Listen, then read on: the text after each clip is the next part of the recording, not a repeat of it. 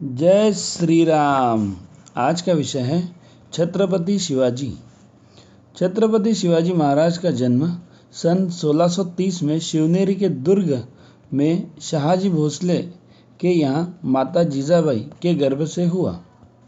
राजस्थान के सिसोदा ठिकाने के राणा हरि सिंह के पुत्र सज्जन सिंह, जिन्होंने महाराष्ट्र के कोल्हापुर में अपना शासन स्थापित किया था, इन्हीं सज्जन सिंह की 17वीं पीढ़ी में शाहजी और 18वीं पीढ़ी के रूप में शिवाजी जन्मे। मूलतः सिसोदिया वंश के थे। भैरव सिंह जिन्हें भोसला बोलते थे, इसी कारण आगे चलकर वे भोसला उसी प्रकार कहलाने लगे जैसे रघु के राम रघुवंशी कहलाए। शाहजी बीजापुर के दरबार में सेनापति थे।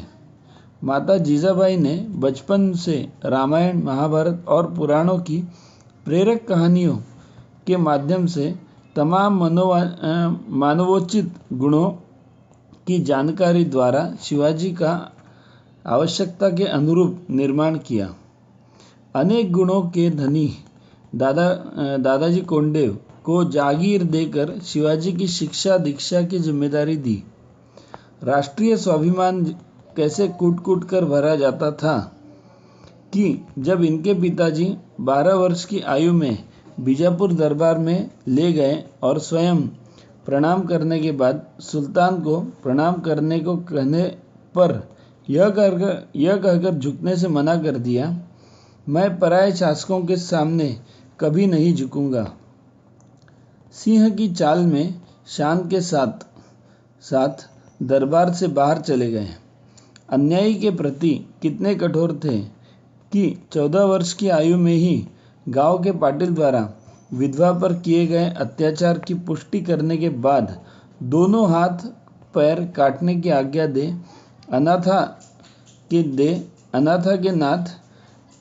अनाथा के साथ न्याय किया।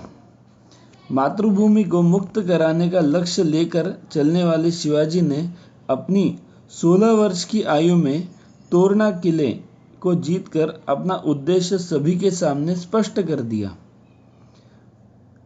कामगार भी कैसे थे कि तोरना किले की दीवार की मरम्मत के समय सिक्कों से भरे घड़े मजदूरों को मिले तो उन्होंने लाकर बिना ईमान डिगाए शिवाजी को सौंप दिए।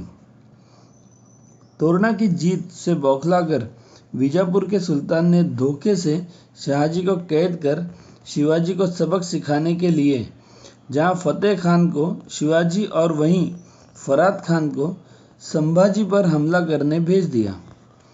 संकट की इस घड़ी में 14 वर्षीय पत्नी सईबाई से परामर्श कर कूटनीति का सहारा ले पुरंदर दुर्गाधिपति के हृदय को स्नेह से जीतकर उनका सहयोग ले फतेह खान को परास्त कर दिया।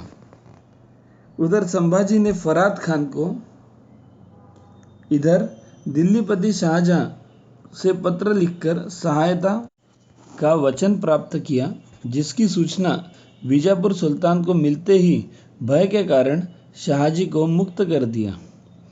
अद्भुत पराक्रम व श्रेष्ठ नीति के कारण सफलता पूरी मिल गई। 28 वर्ष के शिवाजी ने कोंडाणा, पुरंदर, प्रतापगढ़, राजगढ़, चाकण आदि 40 किलों को एक के बाद एक जीतकर साम्राज्य का विस्तार कर लिया। पराक्रम से दुखी हो आदिल शाह की उपमाता उलिया बेगम ने शिवाजी के वध के लिए स्वयं ही दरबार बुलाकर पान का बीड़ा रख घोषणा की कि कौन है वीर जो शिवाजी को पकड़ने का बीड़ा उठावे। 7 फुट का अफजल खान आगे आया और 25,000 सैनिकों के साथ चल दिया लक्ष्य की ओर।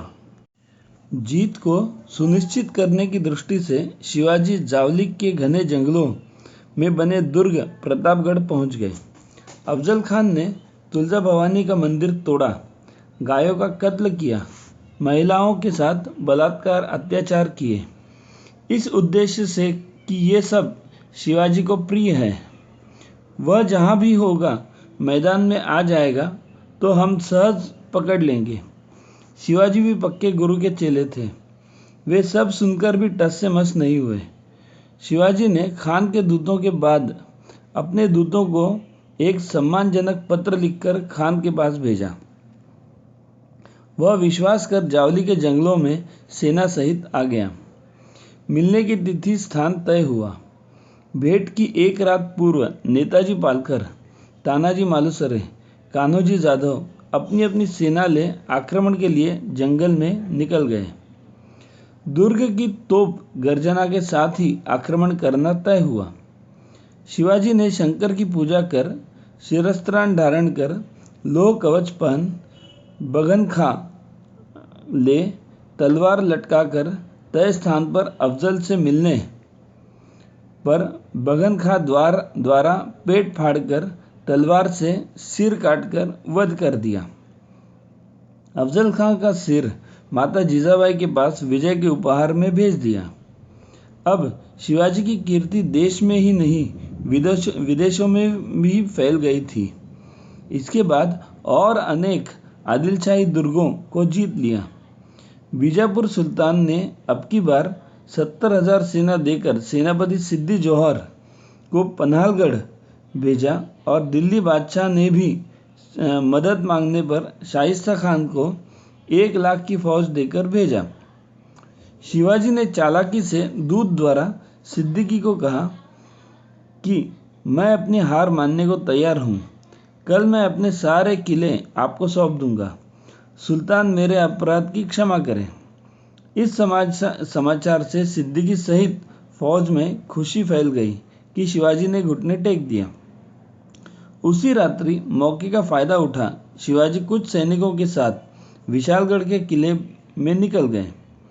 बाजी प्रभु देशपांडे ने पराक्रम से सैनिकों को तब तक रोके रखा जब तक कि तोप की आवाज़ नहीं आ गई।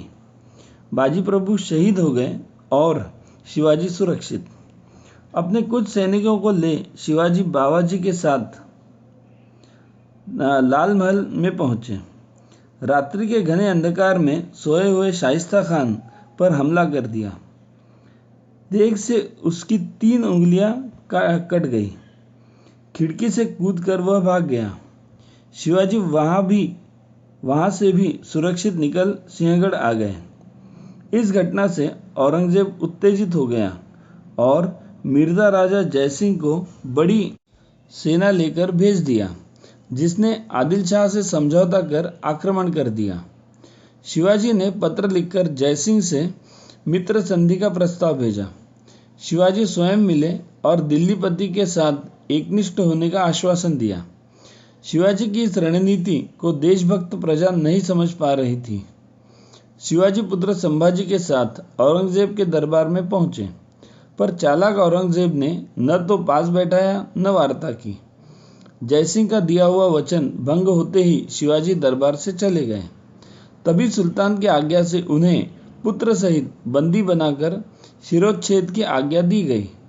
शिवाजी बीमार हुए और फकीरों, संतों, साधु संतों, बैरागियों का आशीर्वाद लेने के लिए मिठाइयाँ भेजने की अनुमति ले निश्चित शिरोच्छेद के 1 दिन पहले टोकरी में बैठकर पुत्र सहित बाहर निकल पूर्व से खड़े घोड़ों पर बैठ वह दक्षिण की तरफ निकल गए। हीरोजी और मदारी मेहतर ने उनकी प्राण रक्षा की। अपने आप को बड़ा पराक्रमी और कूटनीतिक कहने वाला औरंगजेब हाथ मलता रह गया। जल दुर्ग बनाकर विदेशियों से सीमा की रक्षा के लिए जल सेना तैयार की।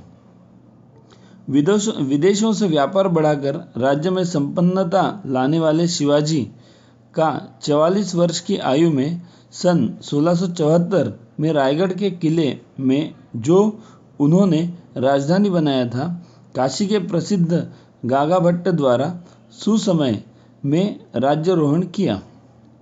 क्षत्र धारण कराया, तोपों की सलामी दी गई, स्वतंत्र राजा बने। स्वराज्य संस्थापक छत्रपति शिवाजी महाराज की जय की गगनभेदी जयघोष सुनाई देने लगी। फारसी के स्थान पर संस्कृत शब्द बोले जाने लगे। अस्पृश्य कहे जाने वाले लोगों की योग्यता के अनुसार अपनी सेना में भर्ती किया। दुष्ट जमींदारों की जमीन छीनकर किसानों को बांट दी। जबरदस्ती बनाए मुसलमानों का शुद्धिकरण कर हिंदू धर्म में प्रवेश किया। समर्थ गुरु रामदास के चरणों में राज्य भेंट कर दास भाव से राज्य का संचालन करने व तुकाराम जैसे संतों का आशीर्वाद लेने वाले छत्रपति शिवाजी 13 अप्रैल 1680 को स्वर्गवासी हो गए। भारत माता की जय।